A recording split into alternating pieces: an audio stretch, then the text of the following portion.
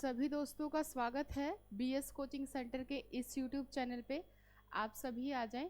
CTET का हम कर रहे हैं भाई आज गद्यांश, जो कि अभी आपको पेपर देने वाले हैं, तो उसमें आप गद्यांश को कैसे सॉल्व कर सकते हैं, उसको सॉल्व करने का आपको तरीका बताएंगे कि कैसे आप गद्यांश के माध्यम से आप अपने व्याकरण के क्वेश्चन जो पूछे जाते हैं उसको भी आप कर सकते हैं। तो जो भी क्लास में आए हैं फटाफट से क्लास को लाइक कर देंगे, दोस्तों के साथ शेयर करेंगे, चैनल को सब्सक्राइब करेंगे। जो पहली बार आए हैं, ये हमारा बीएस कोचिंग सेंटर का लिंक है जिससे आप डायरेक्ट कनेक्ट हो सकते हो। इसको लाइक शेयर सब्सक्राइब कर लो। और इंस्टाग्राम से जुड़ने के लिए, यूट्यूब से जुड़ने के लिए और आपका टेलीग्राम चैनल से जुड़ने के लिए ये हमारा डायरेक्ट आपके पास कॉन्टैक्ट है। ठीक है जी, चलो शुरुआत करते हैं। सबसे पहले आपके पास है एक ये प्यारा सा बहुत ही बढ़िया सा गद्यांश। तो सबसे पहले आप इस गद्यांश को पढ़ो।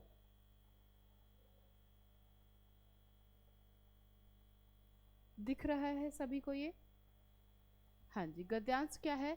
अपने स्वार्थ या संस्कृति के कारण सामान्य व्यवहार में हम कितनी ही बार धन्यवाद बोलते हैं, तो यह कृतज्ञता सिर्फ उन्हीं तक सीमित क्यों? हमें मानव जन्म लेने वाले ईश्वर के लिए और जलवायु, भोजन, ऊर्जा जैसे बहुत सारे उपहार देने वाली प्रकृति के लिए भी क्यों नहीं हम ईश्वर से संवाद करें कि वह हमारे हृदय में पवित्रता, सद्गुणों के प्रकाश को आलोकित करे। दुखों के कारण तो हमारे विकार हैं, बुराइयां हैं। हर बुराई अज्ञान के अंधकार में फैलती है, प्रकाश होते ही उसका सामर्थ्य खत्म हो जाता है। सुख दुख दोनों ही हमारे कर्मों के फल हैं। हमें समझना चाहिए कि बिना दुख भोगे सुख नहीं पाया जा सकता। मानवीय पुरुषार्थ करते हैं, मन की कोठरी को स्वच्छ रखें, जहां जरूरत हो प्रायश्चित भी अवश्य करें। कौन जाने कब किस रूप में प्रभु किस माध्यम से सहायक हो जाएं।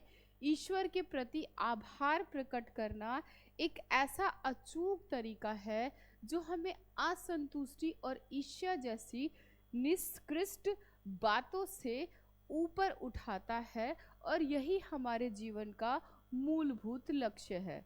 तो ये जीवन से संबंधित आपके पास ये गद्यांश है कि किस तरीके से हमें चीज़ों का धन्यवाद करना चाहिए। तो अब पढ़ते हैं हम गद्यांश से रिलेटेड क्वेश्चन। अब क्वेश्चन क्या दिए हुए हैं, फटाफट से आते हैं क्वेश्चन पे। क्वेश्चन है, आ जाओ भाई क्वेश्चन पे। गुड, ओके बेटा। हाँ जी, ये गद्यांश के साथ ये क्वेश्चन है आपके सामने। फटाफट से आप पहले पढ़ेंगे क्वेश्चन को। हाँ जी प्यारे बच्चों, क्वेश्चन क्या है भाई? गद्यांश के अनुसार सबसे धन्यवाद कहने का कारण नहीं है क्या? ऑप्शन ए है दया, बी स्वार्थ, सी संस्कृति और डी है स्वभाव। फटाफट से बताएं। जो भी क्लास में आई है क्लास को लाइक कर देंगे, सब्सक्राइब करेंगे चैनल को, और डेली आपकी ये सीटेट को रिलेट करके आपका ये सारे मैराथन चल रहे हैं जिसमें सारे सब्जेक्ट आपके इंक्लूड है। मैथ्स, सीडीपी, ईवीएस, हिंदी और आपकी पैडागोजी और साथ ही एसएसटी। हाँ जी, तो इस क्वेश्चन का आंसर क्या है प्यारे बच्चों? ऑप्शन नंबर सी, संस्कृति की बात हो रही है ना?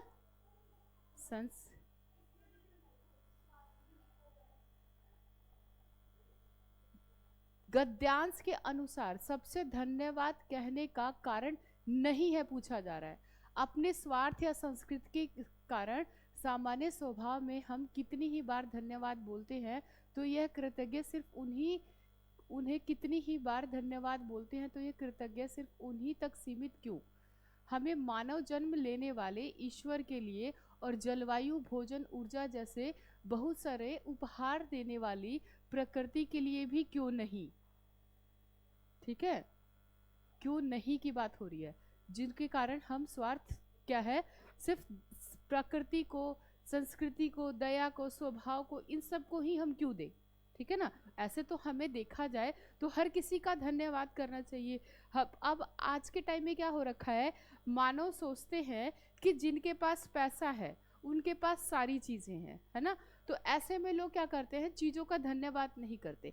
आप ये बताओ, आपके पास लाखों करोड़ों अरबों रुपए हैं, अगर आप जब आपको भूख लगेगी तो आपका भूख कौन मिटाएगा, आपकी भूख को शांत कौन करेगा, भोजन, ना कि पैसा।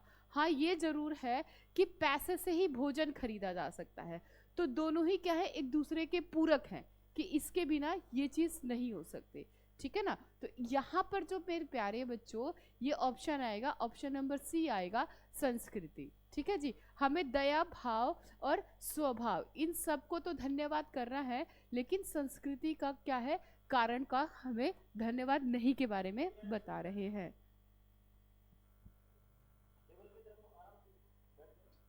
ठीक है ना। चलो जी, अब चलते हैं हम अपने अगले प्रश्न की तरफ। अब आपके सामने है, एक सेकंड, सुख दुख का कारण। सुख दुख का कारण है क्या, ऑप्शन ए प्रारब्ध, ऑप्शन बी भाग्य, ऑप्शन सी दुर्भाग्य, और ऑप्शन डी है कर्म। अब ये बताओ, आप फटाफट से बताओ। 18 आ गया क्या? हाँ सॉरी, ये जो क्वेश्चन है आपका, क्या है भाई, हर बुराई अज्ञान के अंधकार में फैलती है। इससे तात्पर्य है, क्या तात्पर्य है? ऑप्शन ए अज्ञानी व्यक्ति बुराइयां फैलाता है, बी है अंधेरा होते ही बुराइयां फैल जाती है, सी है अंधेरा सब बुराइयों की जड़ है, और डी है अज्ञानता के कारण बुराइयां फैलती है। फटाफट से बताएं इस क्वेश्चन का आंसर क्या होगा, बताओ बेटा।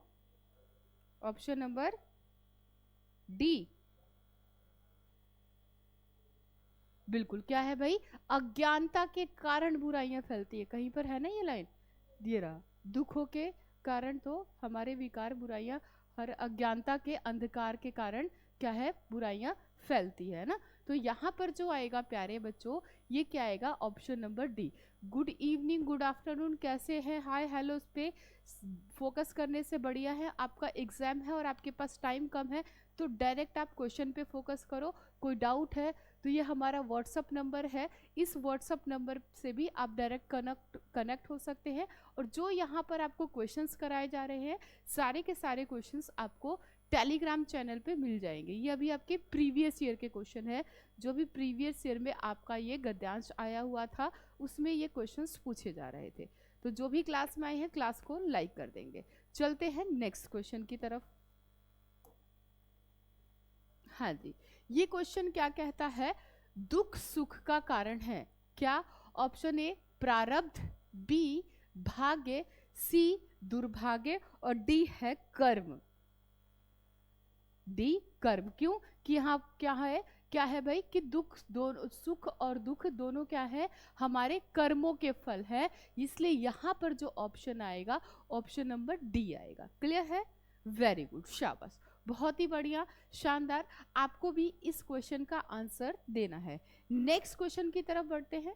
नेक्स्ट क्वेश्चन क्या है भाई, गद्यांश के अनुसार प्रायश्चित के साथ साथ मानव को क्या करना चाहिए? ऑप्शन ए सुख भोगना, ऑप्शन बी सफाई, ऑप्शन सी पुरुषार्थ, और ऑप्शन डी है क्या, दुख भोगना। फटाफट से बताएं क्या है, किस पुरुषार्थ की हम यहाँ पर क्या कर रहे हैं, बात कर रहे हैं, है ना। यहाँ पर जो आएगा क्या आएगा, ऑप्शन नंबर सी पुरुषार्थ। वेरी गुड, हाँ जी, मानवीय पुरुषार्थ करते हैं, मन की कोठरी को स्वच्छ रखे, जहाँ जरूरत हो वहाँ प्रत्याशित भी करे और प्राश्चित भी करे, और मानवीय पुरुषार्थ की हमें क्या है, साथ साथ उनका प्रायश्चित करना आवश्यक है। चलो नेक्स्ट क्वेश्चन की तरफ बढ़ते हैं। अब है आपके सामने क्वेश्चन नंबर 20। अब क्वेश्चन नंबर 20 क्या कहता है, मन की कोठरी को स्वच्छ रखें, इससे तात्पर्य है, ऑप्शन ए मन सब विकारों का कारण है, मन, ऑप्शन बी है मन को नियंत्रण में रखना, ऑप्शन सी मन से बुरे भाव का निष्कासन करना, और ऑप्शन डी है मन के अनुसार कार्य करना। हाँ जी, क्या आएगा यहाँ पर? अभी निष्कासित करने की हम बात कर रहे थे ना।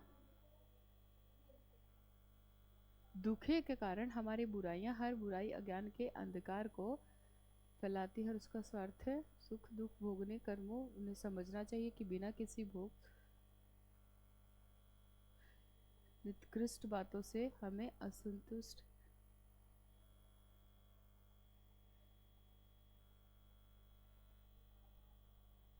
हाँ, क्या आएगा?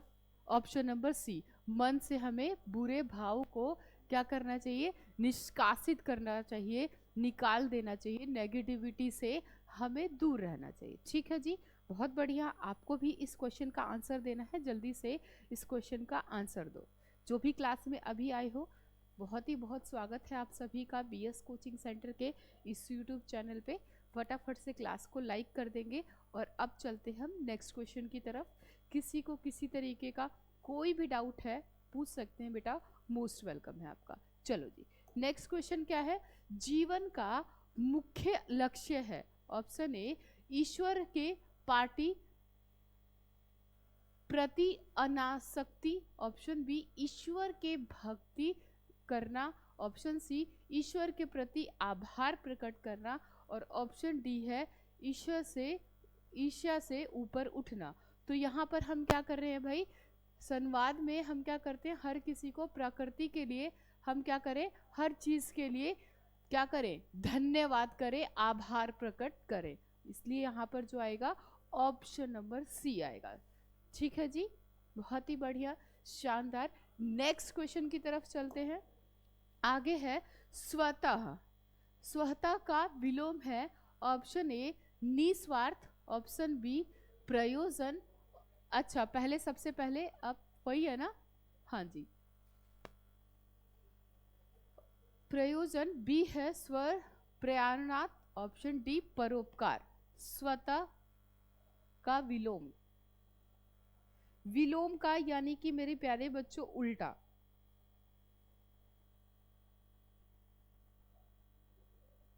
क्या आएगा?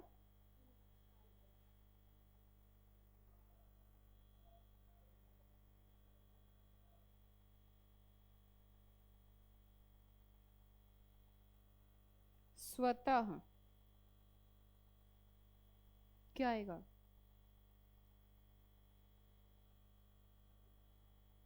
जो स्वतः है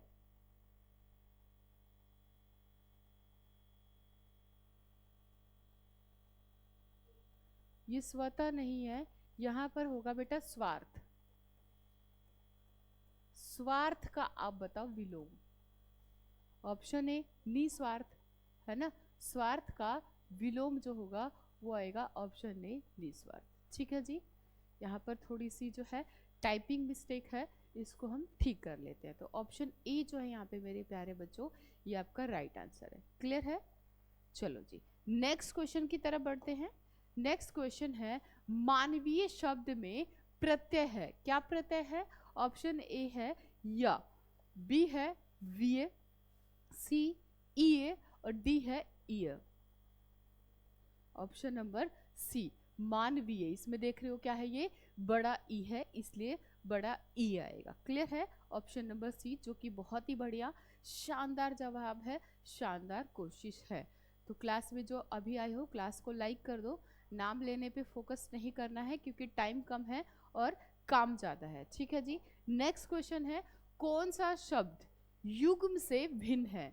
ऑप्शन ए शुद्ध अशुद्ध, ऑप्शन बी दुख सुख, ऑप्शन सी ज्ञान अज्ञान, और ऑप्शन डी है अंधकार अंधेरा। हाँ जी प्यारे बच्चों, जल्दी से बताओ इस क्वेश्चन का आंसर। बिल्कुल राइट, सभी का बिल्कुल सही जवाब है ऑप्शन नंबर डी, जो कि बिल्कुल राइट आंसर है। वेरी गुड, शाबाश, बहुत बढ़िया। अब हिंदी में आपके सीडीपी में 30 में से 30 नंबर जो है बिल्कुल पक्के हैं और आपके हाथ में है। क्यों?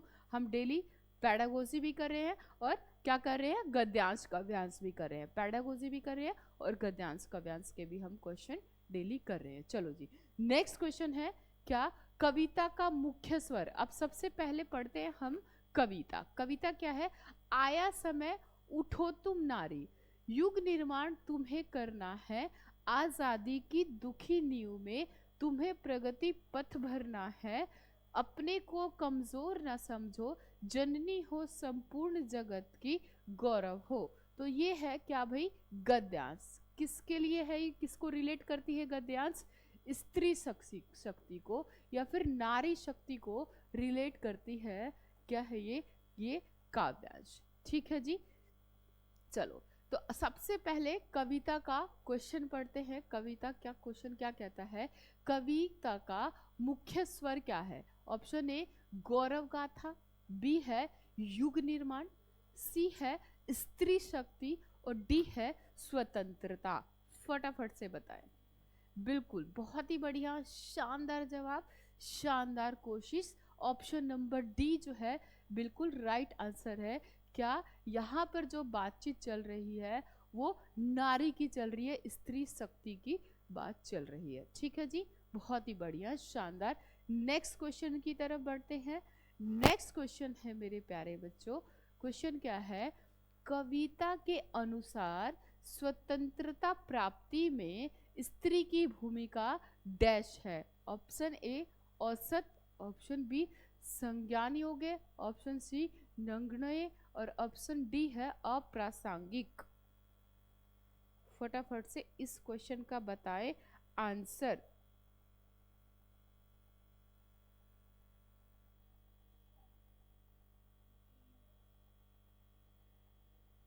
यहाँ पर जो कविता है क्या है भाई, नारी को रिलेट करती है, नारी शक्ति को। आया समय उठो तुम नारी, युग निर्माण तुम्हें करना है, आजादी की दुखी नींव में तुम्हें प्रगति पथ भरना है, अपने को कमजोर ना समझो, जननी हो संपूर्ण जगत की, गौरव हो। तो ये जो संज्ञान है ये क्या है, ये पूरे संज्ञान योग्य स्त्री शक्ति के पूरी हर शक्ति की बात कर रहा है, इसी के लिए ये हमारा संज्ञान बनाया हुआ है। इसलिए यहाँ पर जो होगा ऑप्शन नंबर बी होगा। संज्ञा पढ़ते हैं हम। संज्ञा में क्या पढ़ते हैं हम कि किसी भी चीज का, किसी भी वस्तु का नाम का, वस्तु नाम छोड़ो, इस दुनिया में जितने भी नाम है सारी संज्ञाएं हैं। तो ये संज्ञा को रिलेट किसको करी है भाई, नारी शक्ति की हर एक एक्टिविटी को, हर एक काम को इन्वॉल्व कर रही है कि क्या, आया समय उठो तुम नारी, युग निर्माण तुम्हें करना है, आजादी की दुखी नींव में तुम्हें प्रगति पथ भरना है। तो यहाँ पर सारे के सारे काम जो है, जितनी भी संज्ञाएं हैं, वो सारा संज्ञान योग्य किसको मानते हैं, स्त्री शक्ति को मानते हैं। नग्नय, अप्रासंगिक, औसत, औसत काम तो कर ही नहीं रही ना स्त्रियां, स्त्रियां तो संज्ञान योग्य काम कर रही हैं। इसलिए यहाँ पर जो होगा ऑप्शन नंबर बी होगा। समझ गए? चलो जी, बहुत बढ़िया। आगे चलते हैं हम नेक्स्ट क्वेश्चन की तरफ। आगे है मेरे प्यारे बच्चों क्वेश्चन नंबर 27। हाँ जी, क्लास को लाइक कर देंगे, जो अभी आए हैं चैनल को सब्सक्राइब करेंगे। डेली आपके सारे सब्जेक्ट की मैराथन को रिलेट करके हम ये क्लास चला रहे हैं, ताकि आप 14 नवंबर दिसंबर को जो पेपर दो, उसमें सारे सब्जेक्ट में आसानी से आप सीटेट अपना क्लियर कर पाए। आप सभी के लिए मेरी तरफ से शुभकामनाएं हैं, आप सभी के पेपर को लेकर के। चलो जी, क्वेश्चन क्या है, स्त्री के लिए विशेषण का प्रयोग नहीं किया गया है। ऑप्शन ए सबला, ऑप्शन बी नीव, ऑप्शन डी गौरव और ऑप्शन सी है अबला। हाँ बिल्कुल, यहाँ पर हम किसी भी लाइन में स्त्री को अबला नहीं समझ रहे हैं ना, कि कमजोर है, कुछ कर नहीं सकती है, अबला नारी है, अकेली है। तो हम स्त्री की शक्ति की बात कर रहे हैं। स्त्री क्या है, दुनिया को जनने वाली और दुनिया को बनाने वाली, आज़ादी में भागीदारी देने वाली, घर को बनाने वाली, कॉलेज को बनाने वाली, स्कूल को बनाने वाली स्त्री शक्ति है। ठीक है ना? तो इसलिए हम क्या करें, अबला की बात नहीं कर रहे। इसलिए ऑप्शन सी जो है यहाँ पर राइट आंसर होगा। बहुत ही बढ़िया, शानदार, सभी का बिल्कुल राइट आंसर है। तो नेक्स्ट क्वेश्चन की तरफ चलते हैं। नेक्स्ट क्वेश्चन क्या है? स्त्री की निर्माणकारी शक्ति का भाव कविता के किस पंक्ति में निहित है? ऑप्शन ए, युग निर्माण तुम्हें करना है, बी, आजादी की नींव, सी, जननी हो संपूर्ण जगत की, डी, कमजोर ना समझो। निर्माणकारी शक्ति का भाव किस वाक्य से पता चलता है वो आपको बताना है, फटाफट से बताएं। बिल्कुल, क्या है? तुम्हें युग का निर्माण करना है, इसलिए ऑप्शन नंबर ए यहाँ पर राइट आंसर है ना। युग निर्माण तुम्हें करना है, ये क्या है भाई? स्त्री की निर्माणकारी शक्ति का भाव पता चलता है, ये कवि कहना चाहते हैं। ठीक है जी, बहुत ही बढ़िया, शानदार मेरे प्यारे बच्चों, बहुत ही बढ़िया, सभी का बिल्कुल राइट आंसर है। फटाफट से आप सभी क्लास को लाइक कर दें और चैनल को सब्सक्राइब करें, क्योंकि यहाँ पर आपको एक ही बार में सारे सब्जेक्ट के संपूर्ण आपको सारे सब्जेक्ट का सारा प्रीवियस ईयर मिल रहा है, हैवी कंटेंट मिल रहे हैं, और दोबारा से आप टेलीग्राम के माध्यम से सारे क्वेश्चंस की प्रैक्टिस मेरे प्यारे बच्चों कर सकते हैं। चलो जी, आगे है नेक्स्ट क्वेश्चन 29। 29 कहता है भाई, कविता के अनुसार स्त्री को ऑप्शन ए, गौरव गान करते रहना होगा, बी, पत्थर भरने का कार्य करना होगा, सी, स्वयं की शक्ति को पहचानना होगा, और डी, जननी के रूप में ही रहना होगा। क्या है? स्वयं की शक्ति को पहचानना होगा, तुम्हें प्रगति पथ पर चलना होगा, किसकी बात हो रही है बताओ?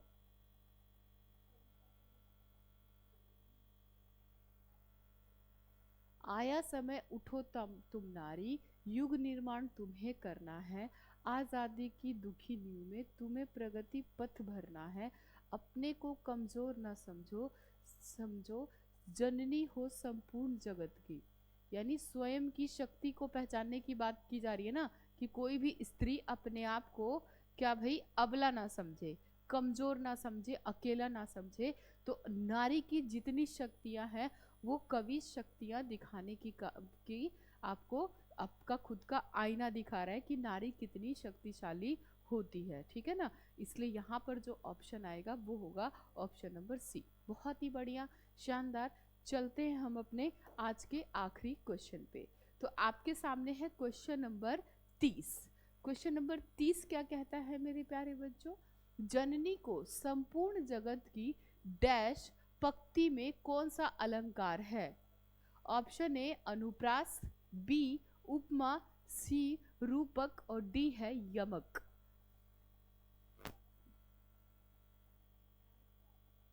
जननी हो संपूर्ण जगत की, जननी हो संपूर्ण जगत की, गौरव हो, बिल्कुल, क्या है इसमें? है ऑप्शन नंबर ए, अनुप्रास अलंकार। ठीक है ना, अनुप्रास अलंकार में जैसे कि आपको पता ही है क्या होता है, जो शब्द हैं वो बार बार रिपीट होते हैं ना, इसलिए यहाँ पर जो आएगा मेरे प्यारे बच्चों, ये आएगा ऑप्शन नंबर कौन सा भाई? ए। तो ये थे आपके गद्यांश में क्या पूछा जा रहा है। अगर हम व्याकरण की बात करें, हमसे पूछा जा रहा है प्रत्यय, है ना, और हमसे पूछा जा रहा है क्या? अलंकार। देखो, पूरे व्याकरण में आपके 3 से 4 नंबर के क्वेश्चन होंगे जो व्याकरण को रिलेट करेंगे, गद्यांश में भी 3 से 4 नंबर। आप देखो, एक तो हम प्रत्यय देखते हैं, एक आपका क्या है यहाँ पर? अलंकार है। कई बार तत्सम और तद्भव शब्द पूछ लिए जा रहे हैं। तो आप गद्यांश को सॉल्व करने के लिए व्याकरण मत पढ़ने की गलती करना। व्याकरण अभी पढ़ने बैठोगे वो सबसे गलत काम हो जाएगा। क्यों? क्योंकि टाइम कम है, टाइम कम है, तो हम ज़्यादा से ज़्यादा क्वेश्चन पे ध्यान देंगे, क्वेश्चन करेंगे, ताकि क्वेश्चन के माध्यम से ही हम अपना डायरेक्ट एग्जाम क्लियर कर सके। 150 में से अपना कम से कम अभी भी तैयारी कर रहे हैं तो फटाफट से 90 प्लस 110 का प्लस का टारगेट लेकर चले, ताकि आप आसानी से इतने नंबर लेकर आ सके। तो ये थे आज के हमारे पूरे 15 क्वेश्चन। अब मैं मिलूंगी आपसे नेक्स्ट क्लास में फिर से नए क्वेश्चंस के साथ। तब तक सभी अपना ध्यान रखें, पढ़ते रहें, और मौसम चेंज हो रहा है तो उस चक्कर में आपका खुद का सेहत का ठीक रहना बहुत ज़रूरी है, तभी जाके आप पढ़ाई कर सकते हैं। तो आप सभी का यहाँ पर क्लास में जुड़ने के लिए तहे दिल से धन्यवाद। नेक्स्ट क्लास में मिलते हैं। तब तक के लिए good luck, thank you very much.